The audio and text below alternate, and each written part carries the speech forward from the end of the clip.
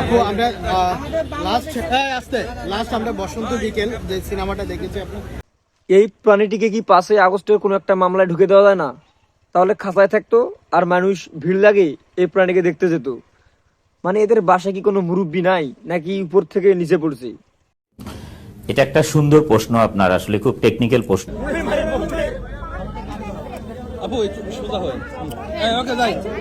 আমি যেটা দেখলাম আপনারা কি ওইটাই দেখলেন? একটু মনোযোগ সহ ভিডিওটা আরেকবার দেখেন।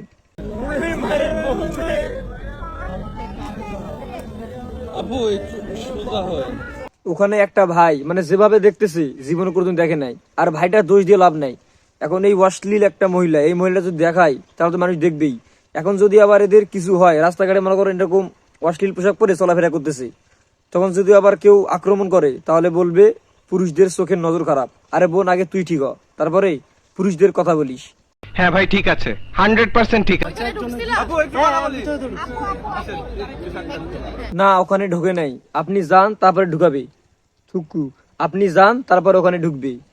আর ভাই, বিল্ডিং এর বেলকনি দেখলে বোঝা যায় এখানে কতজন শ্রমিক কাজ করছে।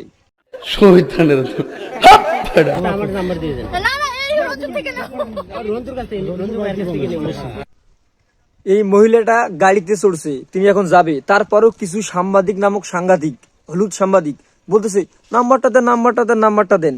ভাই, তার থেকে তো একটা কাজ কর, ওই মহিলার লগে গাড়িতে চলে যা। মানে ওই বাথরুমে গেলে কি কালার হাগু করবে ওটা ভিডিও করে আপলোড দিস।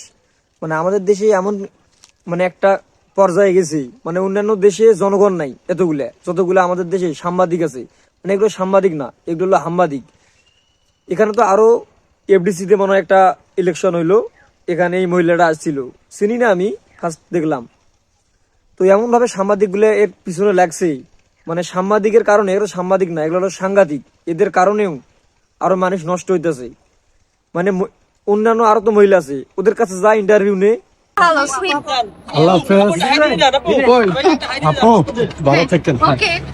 মানে উনি যে বাসায় যাচ্ছে তারপরেও আপু আপু ভালো থাকেন না, আমি ভালো থাকবো না, তোর বাড়িতে এসে পড়ে থাকবো।